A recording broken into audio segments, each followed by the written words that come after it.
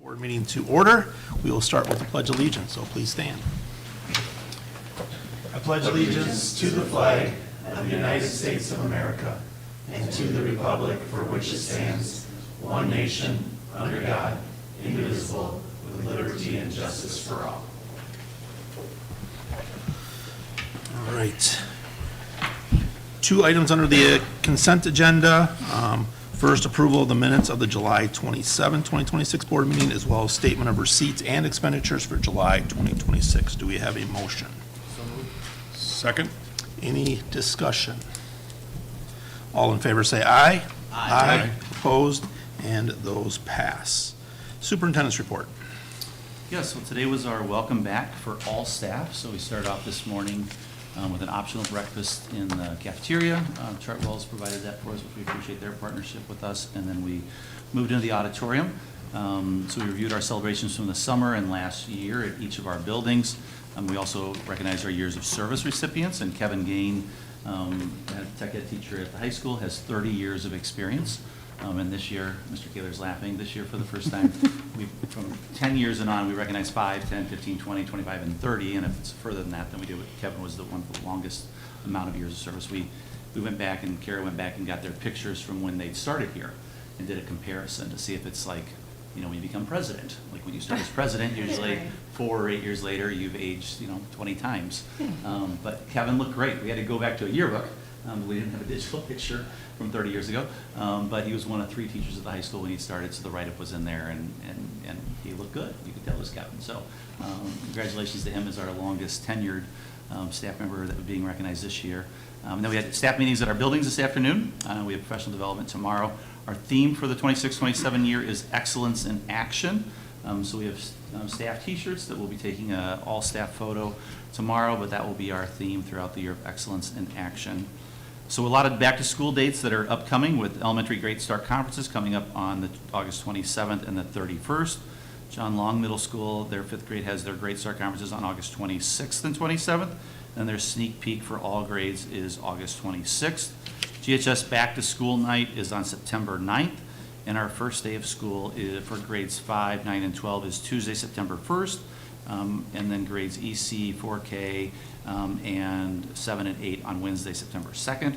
And then the Darn Arnold soccer field dedication is tomorrow night at 6:45 approximately. It'll be right before the game against Captain Memorial, the JV game before that, and then the varsity plays there.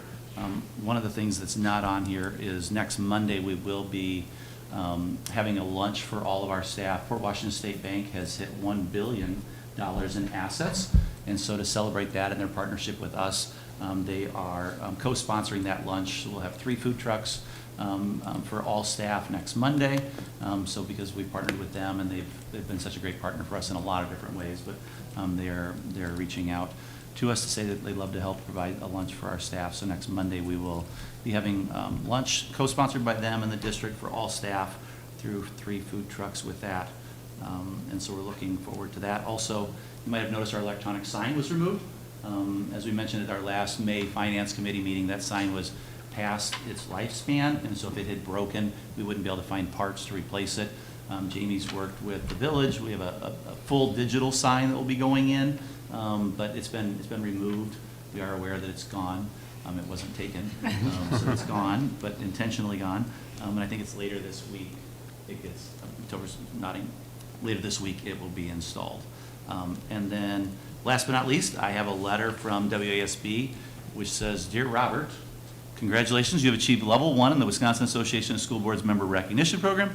The program recognizes school board members for their efforts in leadership and board development. Points are awarded to board members participating in various WASB programs and events." So congratulations to Mr. Mallon for moving forward and getting some recognition by WASB. And I don't think we have any educational funding partners, so that concludes my report. Okay. Any comments, questions? Always a fun day for the first day. Energy was great. It was great to everybody back in the building. So thank you very much. All right. That will take us to public comment. Would anybody like to address the board? Okay. Seeing none, we'll go to personnel report. Yes, personnel report. We would ask for board approval for a few of our new hires and then some informational pieces. and Nicole Crescio, physical education teacher at John Long Middle School, and Lacey McGahee, the kindergarten teacher at Kennedy Elementary School. The resignation is Taylor Ohm, physical education teacher at John Long Middle School. So Nicole is replacing Taylor. She had a late resignation. We replaced her with Nicole. And then Lacey is the 5K enrollment numbers had gotten to a point where we saw the need to add a different teacher, add a bubble teacher, so to keep those 5K numbers down. And so we brought Lacey on board. Both Lacey and Nicole were here today. So we're excited to have them join our team. And then informational only, we have new hires for Leslie Adams, kindergarten aide at Kennedy Elementary School, Jolie Dent, office assistant at Woodview Elementary School, Mary Arish, special education aide at John Long Middle School, Melinda Hankey, special education aide, Kennedy Elementary School, Elizabeth Linfante, special education aide, Kennedy Elementary School, Kelly Schrader, admin assistant, Woodview Elementary School, and then resignations of Marcy Horace, office assistant at Woodview, and Catherine Fisk, special education aide at Woodview Elementary School, with a change in position of Mikhail Owens from John Long Middle School library aide to WES office assistant. So we're fully staffed with teachers. We do have 3 part-time positions that we're looking for. John Long has an EL aide, which was a move, and then the part-time para position. And then at Woodview, we have a part-time para position as well. Otherwise, we are fully staffed. Any comments or questions? Okay, we'll take these in 2. First, I would look for a motion to accept the new hires of Nicole Crescio, physical education teacher, John Long Middle School, and Lacey McGahee, kindergarten teacher, Kennedy. So moved. Second. First and a second, any additional discussion? All in favor say aye. Aye. Opposed, that passes. As well as I look for a motion of the resignation of Taylor Ohm, physical education teacher, John Long Middle School. So moved. Second. Additional discussion? All in favor say aye. Aye. Opposed, that passes. We welcome all of our new hires, and we wish our resignations the best going forward. All right, D, elementary reading assessment update. Julia.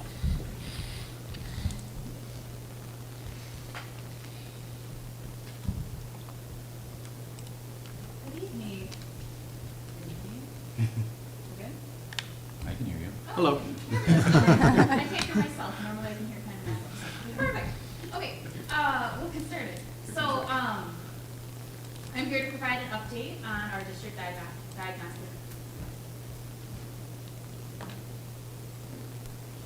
You're right.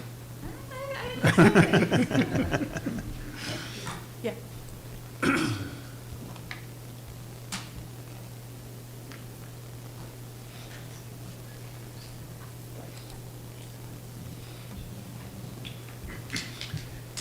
From the beginning. Okay, try 2. Number 2. Okay, I'm here to provide an update on our district diagnostic assessments for the upcoming school year. Every year, our district gives a diagnostic assessment 3 times a year to our students in grades K through 8. The purpose of these assessments is to track student growth and achievement over time. This is not district mandated. It is something that we as a district choose to do, and we have used iReady in the past. Again, this is very different from the state mandated assessments that we're to give annually, which is like Forward, Pre-ACT, ACT, and now Ames Web. So our district assessments for the 25-26 school year, again, we gave iReady in grades 1 through 8, and we did that in reading and math, and we gave it to our students in the fall, winter, and the spring.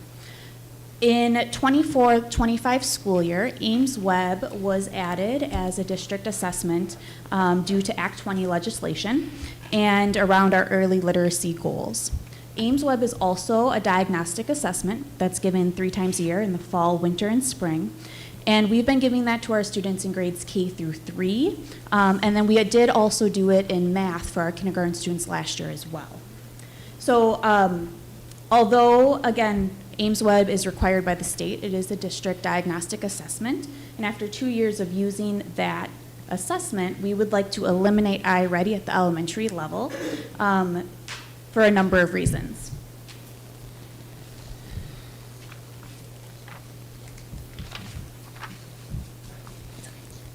Okay, So why would we like to remove iReady? So again, as mentioned, Act 20 does require Ames Web to be given 3 times a year in grades K through 3, and continuing with iReady would create an unnecessary overlap with our mandated screener that we're required to give. And after 2 years of the required usage per Act 20, teachers have noted that Ames Web provides more detailed, comprehensive insights than iReady, and we are now better equipped to use that data and provide adaptions to our classroom based on the data that we're receiving. Teachers also have reported that the data is more accurate for our younger students, since most of the Ames Web assessments are administered one-on-one, as opposed to iReady, who is administered a whole group on a computer, based on a computer assessment. Ames Web also has built-in progress monitoring, which assists in tracking growth over time for students who need it. And this transition will limit the overall the time students spend on digital devices for testing purposes. And lastly, by eliminating this duplicate assessment, it avoids the impact of steady increasing costs of iReady that continues to go up year over year for licensing fees and a redundant subscription. So what we will be doing is we will be giving the Ames Web for our 4K through 4th grade students. The number of assessments do depend on the grade level, because we are required per Act 20 to give certain assessments at certain grade levels. But we will continue to use iReady in grades 5 through 8. So we'll continue to use that at the middle school level. And then we will continue to use iReady in grades 2 through 8 for math. We have not explored the Ames Web math assessments at our elementary grade levels enough to determine if that's going to be a successful replacement. But we will be using Ames Web in grades K through 1 this year. So next steps for us is there's a letter that will be sent out to all of our parents to notify them of the change, the purpose of the change, similar to what I just shared with you this evening.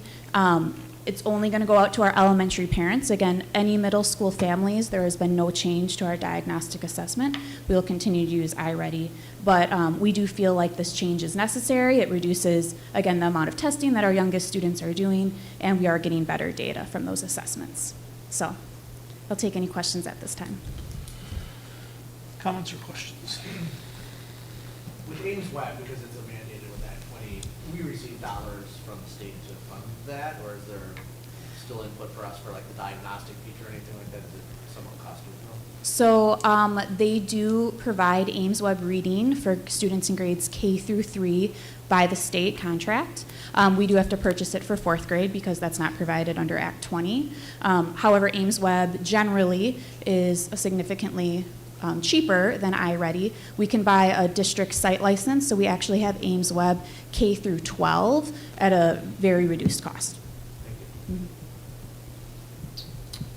you. Is there a time when iReady goes away completely and it's all Ames Web from, 4K to 8? That's something we could continue to explore.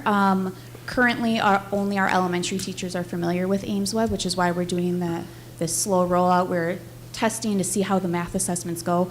Ultimately, our goal is to make sure that we have the right assessments to give to parents, to our teachers, and that we can use it to improve instruction. Thank you. Okay. Any other comments or questions? Informational only? Correct. Okay. Thank you for the update. Thank you. All right, item E, 20-year capital maintenance plan. Topher. Yes, so as we do each August, we're bringing forward the capital maintenance plan for your approval.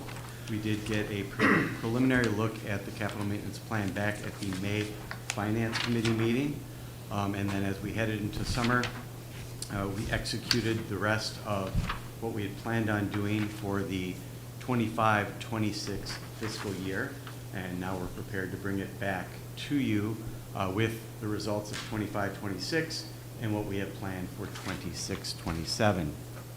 So in the 25-26 fiscal year, we completed these projects at the high school.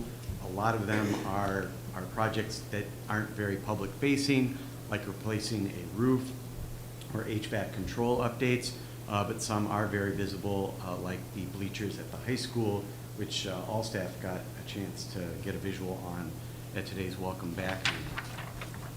At the middle school, again, a number of projects were either completed or started in the 25-26 fiscal year, including the refurbishing of the equipment shed over by the baseball complex. Then at our elementaries, part of 25-26 were the projects at Woodview, including the cafeteria and the LMC. Now, that was completed last summer, so you have seen that, but that was part of this just recent finished fiscal year. And then we did this summer the bathroom, hallway updates, along with some other projects. Those were started this summer before the end of the fiscal year and have been completed as part of this current fiscal year that we're in right now. Then we have, on the left side, district office projects, including a site maintenance utility vehicle and the sign that we discussed earlier. We did put a down payment last fiscal year on the sign, and that will be complete next week and installed. And then we did have some use of carryover funds this year. As you may recall, in July, you did approve carryover funds from different department budgets, as we do each year. These were projects that were completed last year. They include the counseling office furniture that we used some of those carryover funds for, and then curriculum from the teaching and learning department. We also identified new projects, and in that spreadsheet, those projects are identified by being shaded blue, so you can easily identify them. So we have some additional projects that are new, that were not part of the 25-26 capital maintenance plan at the high school. At Woodview, I know Jeff mentioned about doing the restrooms over at Woodview after having done them at Kennedy the prior year, and some district-wide pieces. So these are new to the plan. And all in all, we are fully funded over the next 10 years to complete all the projects scheduled at all of our buildings, assuming we continue that $470,000 transfer each year. That meets our fiscal stewardship KPI of fully funding our 10-year capital maintenance plan. Any questions on that? Again, looking for board approval of the CAT plan tonight.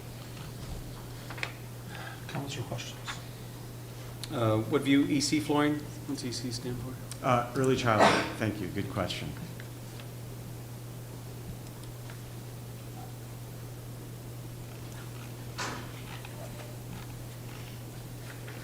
Anything additional? No.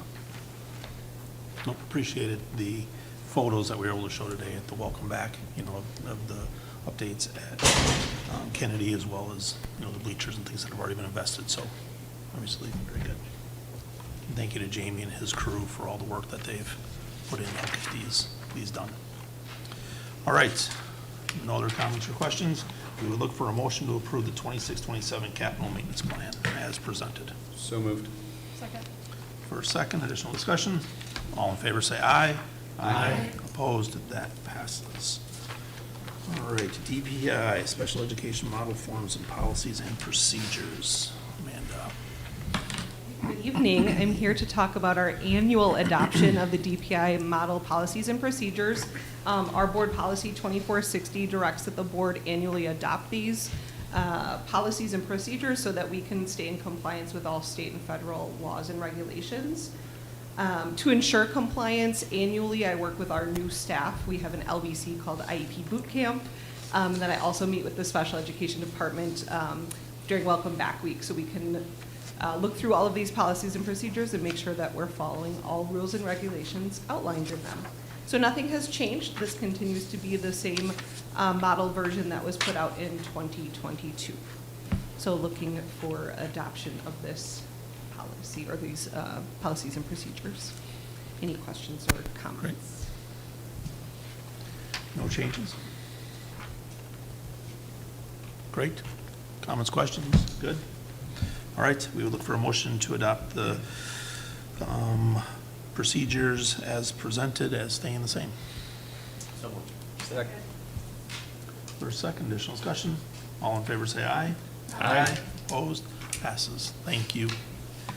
All right, a couple of items from the high school as informational only. Mr. Manti. And Mr. Klein. All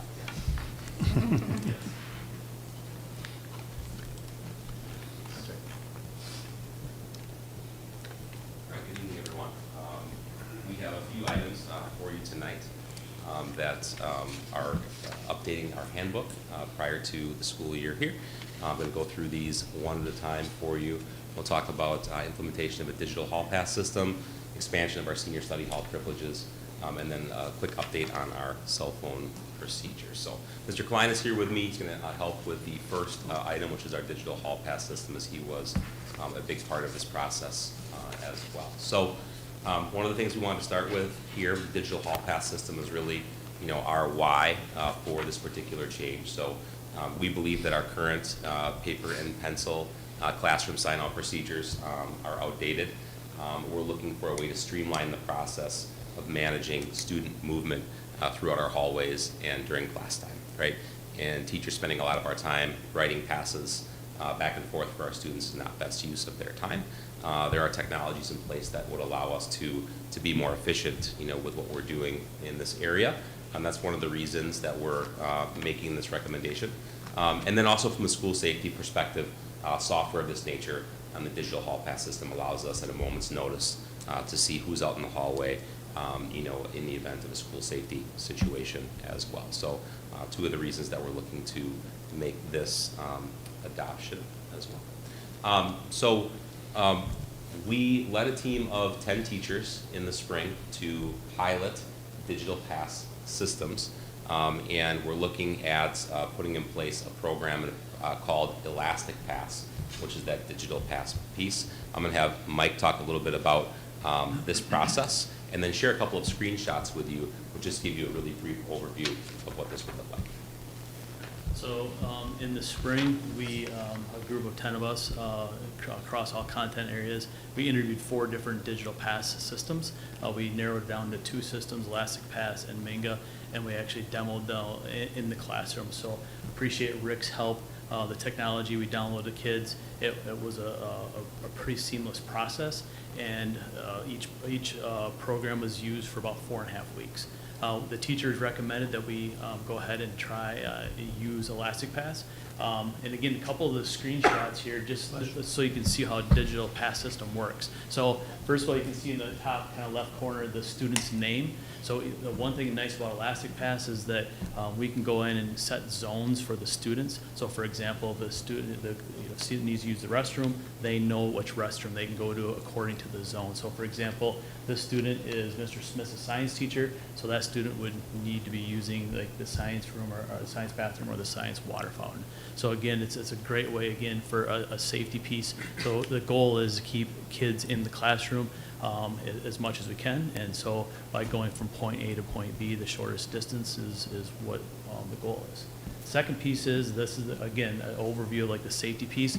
So like the hall monitor, myself, we can see how many students are out in the hall and how long they're in the hall. So again, it's just a nice view of how many kids are out and where they're at. And the last one is just, this is a kind of a snapshot of the student, individual student, that can kind of reflect on how many passes he's used for a week or 2 weeks, or how many minutes that they've been out of the classroom. So again, it's just a really good conversation piece, either with a staff member or with a student, just to say, yep, you for 2 weeks you've been out of class for 2 hours and 4 minutes. So again, a good conversation piece. And we're looking to take our paper process and make it digital. That's essentially what we're looking to do here for the reasons that we stated. So we're not interested in putting limits on the number of passes that students are having, or that's not the reason that we're bringing this forward. Bringing it forward because we believe it's what's best for our building and it really help with the areas that we described. So as a result of that, we are recommending this handbook language under our hall passes area within our handbook, and it would say, the green is an addition. GHS utilizes a digital pass system for students needing to leave the classroom during the instructional block. Some reasons include going to the office, health room, the bathroom to get a drink. Students must obtain permission and follow classroom procedures when creating a digital pass. So the green is just the new pieces that we'd like to add. We've always had a first 5, last 5 rule. That is not new. and we've always had the ability to put students on a no-pass list if they abuse that privilege. So none of that is new, that's always been in place. So the green is what we're asking for, is to move from that paper pencil process to a digital hall pass system utilizing Elastic Pass, starting with the school year. Comments or questions?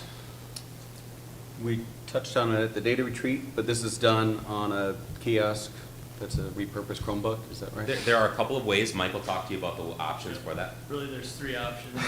One option would be the student issued Chromebooks. They're allowed to create their own pass. So the teacher can see that. Teacher can create a pass, or the third option would be a kiosk system. It would be a separate individual computer set up in a room where a kid could punch in their ID number and then use that as a kiosk. So there's three different ways. And the data behind that is as good as them checking out and checking in. Yep. I mean, so they have to check out. Yep, they have to to end their leave. pass in order to come back to end their pass. So yep. This is all based on just like the check and check out. There's not like a geo-tracking feature that's involved in this. Not that I'm aware It's of. not- it's not like it's not flock No, cameras. no, but no. Because it's handbook language change, we are asking for board approval Yep. of all three of them, so that's what when we talked about the board retreat, we weren't thinking of the handbook change, but that's why we will be asking for board approval. I would just like to thank our group of teachers, for their work on this, and Mike for leading those teachers in that process, as well as Mike indicated Rick for helping with the tech side of this. So it's much appreciated. Yep. No, I think it's good. Good announcement. Added procedure, and I like the fact that, same thing too, it's something you can take back to parents too. If a student keeps getting out of a class, why is he struggling? It's another data point that you'd be able to share to try to help the students and inform the parents, so. Okay, with that, we will look for a motion to approve the recommended changes to the GHS handbook and language regarding hall passes. First and a second, any additional discussion? All in favor say aye. Aye. Opposed, and that passes. Next, we have expansion of senior study hall privilege. Yes. Current procedure in place right now, we have a senior study hall privilege, which allows our seniors who have a study hall first, fourth on an A day, which is beginning of the day, end of the day, fifth, eighth on a B day, with parent permission to be able to not be here during their study hall. So essentially gives that late start or early release for our seniors. At the beginning of the school year, throughout the school year, we find that we have seniors trying to change their schedule to get to one of these 4 periods, okay? As a result of that, sometimes seniors aren't making the best decisions. They're, dropping a class or not taking a course that might be best for their post-secondary planning because they'd like to have their study hall on a late start or an early release hour. So in looking at this, what we would like to do is we would like to expand this privilege to all periods. So a senior with any study hall period with parent permission would be able to sign out if it's the middle of the day, sign back in. Our class periods are 85 minutes in length, so certainly it provides time for seniors to responsibly get home, to take care of what they need to, and then return and sign back into school if it would be within the middle of the day. So we feel expanding this privilege would be great for our seniors. They have utilized it responsibly on the beginning and the ends of the day. I think this is another extension of that for them. And in addition to that, we will share some language here in a minute. I'll walk through about how we would monitor this and what the expectations would be. So if we were to do this, you'd see in green, senior study hall privilege. If you meet the academic behavioral standards, be permitted to opt out of study hall with parent permission. We can revoke this through our loss of privilege system. And what that means is we must have academic and behavioral standards checked every 3 weeks. To maintain the privilege, seniors must be passing all their classes, have no unexcused absences, and no major behavioral offenses resulting in suspension from school. So we check those every 3 weeks to make sure our seniors are in good standing with us, and that we would eliminate that last part of our language, which just holds it to those beginning and ends of the day. So that's our recommendation moving forward, to expand privileges for our high school seniors only. Comments or questions? I know I had a senior that enjoyed this privilege, so it's, It is one of their most sought-after privileges, and if we can get it where they don't have to make an alteration to their schedule that's really unnecessary, to still be able to have that, like, it's a great talking point for our counselors with them, that we can allow that, and I know that there'll be a lot of them that appreciate it. great. All right. Seeing none, I look for a motion to approve the recommended changes to the GHS handbook and language regarding senior study hall privileges. So moved. Second. First, second, additional discussion. All in favor say aye. Aye. Opposed, and that passes. Thank you very much. And third, we have cell phone procedure updates. Yeah, last but not least, but quick, we've been to the board over the last couple of years and kind of been ahead of the curve on cell phones, I believe, in terms of what our procedures have been for our students. With the new Act 42 starting in July, which prohibits students from accessing their cell phones during any instructional time beginning on July 1, 2026. You know, we currently have a spot, or had a spot in our handbook, that would allow students to be part of a 60-25 study hall piece, which the first 60 minutes of their study hall they'd be studying, and the last 25 we would allow them access to their cell phones. We believe that would not meet the spirit of the new law, so therefore, in our language, the only thing that we are actually retracting, in addition, students may use cell phones, teacher permission during study hall, and then adding, upon entrance into each classroom, all instructional periods, including Black Hawk time in study halls, they must check their phone with the cell phone caddy located near the teacher desk. So it's a small change that we believe that we need to make in order to be in line with the state law and Act 42. So that's the only change we're recommending there. All other procedures have been well established. They're in a great spot. This just removes that privilege that we were providing our students. Okay. Comments or questions? I would agree that that probably meets the spirit of the law, or the intention of the cell phone usage, so. Okay, good. I would look for a motion then to approve the recommended changes to GHS handbook language regarding cell phone procedures. So moved. First, second, additional discussion. All in favor, say aye. Aye. Opposed, that passes, and thank you both for all of your work and for bringing these new procedures forward. Yeah, thanks for your support. Appreciate Okay. it. All right, now we have a couple informational only items. So as we started, I think we did this last year or the year before, we started giving some of the updates on the survey results. So Mr. Nelson, you can take the next couple here. Yes, so as we shared these today at our welcome back and told all staff that annually we survey all staff and we survey our parents, and then administration reads through all of the reports and the comments. The board also is able to read through and give feedback at our data retreat, and then we list all of our survey results that are if it's above 90%, we call them points of pride, and these would be ones that people have answered either agree or strongly agree, and if they are below 90%, then we list it as areas of improvement. And so you can see that our daytime maintenance staff, our technology staff scores very highly in these areas. Teachers feeling safe, working together.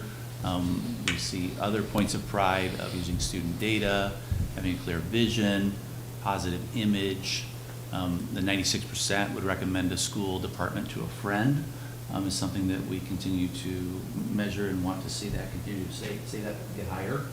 It's great that people are happy being here and we recommend their friends to be here. You can see as we go down that now we get into areas of improvement of starting with 89%, scrolling all the way down to the bottom. The one that I addressed today is that 74% students show respect for staff. We've seen that come up. We'd also seen our cleanliness of school, classroom, office spaces. That's the nighttime contract that we have. That had come up. Both of those had come down a little, so we are aware of that.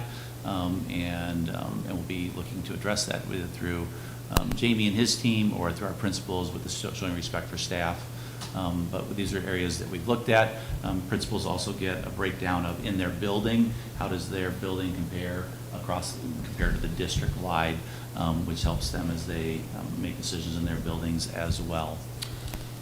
Parent survey results, and I should have said at the beginning for staff, 2 years ago, we started having our responses completed on the last day of their faculty meeting. Before we just said, take it before you leave, and so we'd get 150 or 167 people taking it out of like 246, 250 people. And so now that we have it on that last faculty meeting of the year, time is dedicated to it, we're getting a much better, getting in the 90 percentile of people taking the survey, which makes our data much more, for making decisions based off our data, we want to get as many people giving us feedback as possible. But it includes people that are coming back next year, people that we didn't have anyone retire this year, but typically someone's retiring, but people that know they're leaving for the year, people who don't know if they're coming back, we get this feedback from all of our stakeholders on our staff. Our parent survey results, one of our KPIs is to get to 500. We continue to make slow growth towards that, moving from 377 to 391 to 408. The first one, 96%, aligns perfectly with what our staff says. The staff also would recommend the Grafton School District to a friend. Our parents would also recommend the Grafton School District to others. 94% child is adequately prepared, what their child is at in terms of meeting on-level expectations, school board and superintendent making decisions aligned with district's mission. 3 areas that parents did not have at 90%, 89% school board and superintendent effectively improving the district, 88% superintendent's willing to listen to parents. Big topic last year was we had a big question. We had like 3 questions off of the virtual learning days. So then the board had made a decision to move to only 1 virtual learning day for 26, 27, and 85% of parents were either they agreed or strongly agreed with that decision to move forward in that area. So that shows all the results that we have. Comments that have been given by parents and staff are also opportunities for us to read through those, but proud of the results that we have. And one of our KPIs is 95% of our staff returning, and we have that as well for this year. So although there's a couple areas for improvement for us, the majority of our survey results are above 90%, which we're pleased with. Okay. Comments, questions? So all information that was shared today with staff, just to show that we're providing that feedback directly to them, as well as taking it a step further after a request that we had last year, the year before, was to also now present that to the community as well. So just trying to make sure that we're sharing all of those results. And as buildings present, we'll have them share, highlight or an area for improvement that they saw in their building area, because some of the questions are building specific. They aren't district-wide, so we didn't report out on those either today or tonight. But building principals do report out to their staff with that, and we'll have that. We had that last year, and we'll continue that again this year. As we go forward through the years talking about survey results, can we highlight the changes that we're implementing? Because I think, like with the digital or the virtual learning days, I think, taking feedback, doing something about it. I think it's easy to forget that these aren't just surveys for survey's sake. I think it'd be nice to highlight as we keep doing it. Sure. That's good. And to your point, where we're talking, like specifically with like the virtual learning day, we were really split like 49%, 85% satisfaction is a pretty good gain towards improvement, I guess, even though we're listed as an area for improvement. Not that we, we're targeted, you said the 90% is our kind of threshold for that, but highlighted it as well, because, when you lump it in that bucket, it looks still like it's not happening, but Right. when you frame it as what it was, Right. it certainly is a drastic improvement, so, like just kind of having some historical points to that. Yeah, and we didn't survey staff on that question, and maybe we should have, but we didn't, because remember last year, the staff and parent survey results were pretty similar. It was like 52 or 53, 4 and 47 or 46 or 40, whatever it was, that were against it. And staff and parents, similar to recommending the district, they mirrored each other. That's why this was an interesting question. Glad we asked it to parents. We did not ask it for staff, but it was a good reflection piece. Good, informational only. Thank you for sharing that data. So that was J and K, correct? Yes. Correct. All right, so we'll go to L, school perception and student survey results. Yes, I'm back to talk about our school perception survey results. So Grafton partners with School Perceptions, which is a survey that's administered to students in grades 3 through 12. And the purpose of implementing that survey is to get information for two of our Vision 2030 KPIs. It's LR2, which is our goal of having 100% of our students connected at school, and LR4, which is building confidence in 21st century skills. So we've given that survey, and I'm going to share a little bit of a summary with you, overall summary, and then we'll dive into the KPIs real quickly. So the survey is administered in March, so this is the second year of administration, and we had over 1,500 students complete the survey with a 92 participation rate. There's a number of questions that the students are asked, and the survey is a scale of 1 through 5 with no 3. So you'll notice that students can select sort of or definitely, which is those agree or strongly agree, similar to the parent and staff survey results. And then there's also the not really or no. Students also do have the option to select don't know or doesn't apply as well. So school perceptions averages scores for all students into these four different areas: connection, learning, environment, and experience. And you can see our average scores for 2025 and then our average scores for 2026. And we did increase in all four areas. And you can see the descriptions as well. So for connection, we had a 4.43, learning 4.17, environment 4.09, and experience 4.14. School perceptions also provides us some district strengths. So these are the top 5 scores that we received by question, looking at that average score column. And then we also do include the percent agree or strongly agree, again, those 4s or 5s that the students selected, because it's another great indication on how our students are responding on these questionnaires. So our top 5 strengths: I have friends to sit with at lunch or hang out with at school. I try my best at school. I have friends who help me when I need help. My parents or guardians help me with school as much as they can if I ask, and teachers treat me with respect. So those are our top 5 strengths for the district. Our areas for improvement, again, these are the 5 lowest scores on the right-hand side. You can see starting down at 3.50. I talk to people outside of school about what I'm learning, all the way up to 3.94. If I were bullied, I would feel comfortable talking to someone about it. Again, we did include the percent agree for our students. That's those students who selected a 4 or a 5. But these are the areas that we'll continue to look at with our pupil services team and principals as well. We also have on here, I can relate to what I'm learning at school. I feel safe answering questions in class even when I'm not sure I have the right answer, and most kids at school follow the rules. Another question asked of all students surveyed is most days I like my school. This is where students were able to select from 0 to 10. And an average score for our district was 6.57, which is an increase from last year. And then you can see the distribution of our students and what they answered for most days I like my school. And now we'll jump into our KPIs. So last year was our first year of data, so that's where we have data in the 2025 column. I did want to call attention to the percentages. When they were originally presented in the spring, there was an error in the calculation, so I wanted to provide the community with the updated versions for 2025. So for LR2, we had 90% of our students meet that KPI. And for LR4, we had 97% of our students in the grade band 3 through 4, 89% of our students in the grade band 5 through 8, and 83% of our students in the grade band 9 through 12 meet that 21st century skills KPI. And I'll explain or remind you what those KPIs are on the next couple slides. So for connectedness, School Perceptions has 7 questions that look at connectedness. So our KPI is calculated by an average of students who selected sort of or definitely, again, those 4 or 5s, on the 7 questions that School Perception uses to create that connection index. And here are the 7 questions that they use to determine that.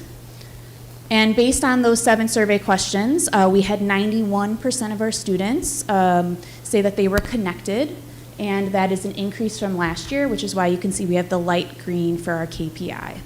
Not quite at our goal of 100%, but we're working up towards that goal. And then for 21st century learning, so our KPI, we have 14 questions that were created by the district. This is not School Perception questions. with 6 different categories to look at 21st century skills and making sure our kids are ready for post-secondary options. We have the categories of critical thinking and problem solving, creativity and innovation, collaboration and communication, digital literacy, career planning, and AI awareness.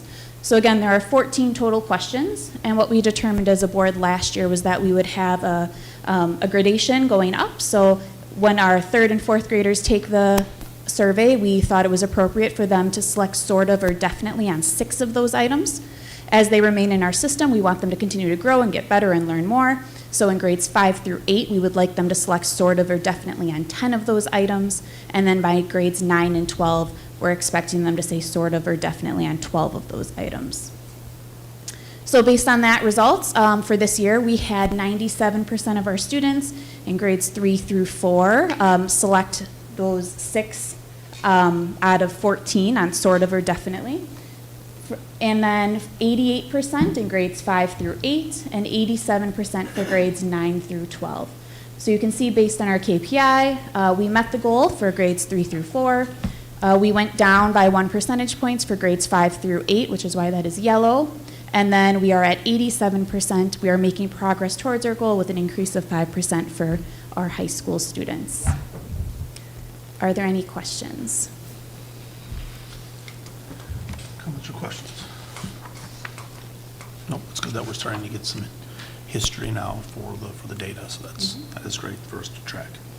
So, informational only? Okay, thank you. All right, item M, student overnight trip request. Yes, we'd ask for board approval for one of our overnight trips requests for the Grafton High School girls tennis team retreat. Their intended to build strong relationships, build trust, leadership, accountability, mental toughness, determine the type of team culture we want to create. They go to the retreat at Covenant Harbor. They have some of the parents come along as chaperones, and you can see the total cost on the back that goes with that, and some of the fundraisers that they've done to be able to reduce some of those costs. And so they depart on the 28th, and they come back on the 29th of this month. Any comments or questions? I'll look for a motion to approve the student overnight trip request as presented. So moved. For a second, any additional discussion? All in favor say aye. Aye. Opposed? And that passes. Gift reports. Yes, we have multiple gift reports that we would ask for board approval for. One from the Grafton Athletic Booster Club, Adam Rigg being the contact person. A restricted gift for athletics of the $3,000 donation toward the Huddle program. Also through the Grafton Athletic Booster Club with Adam Rigg for track and cross country is a $2,000 restricted gift for a tent for cross country and track to utilize.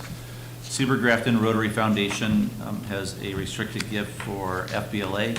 This past summer, our students qualified for the National Leadership Conference, and so they made a donation of $3,000 to help offset those costs. Brandon and Jessica Day have made a restricted gift of $1,500 for Graftonics recording. Regal Rexnord has made a restricted gift for GHS Robotics of $3,000 for robotics.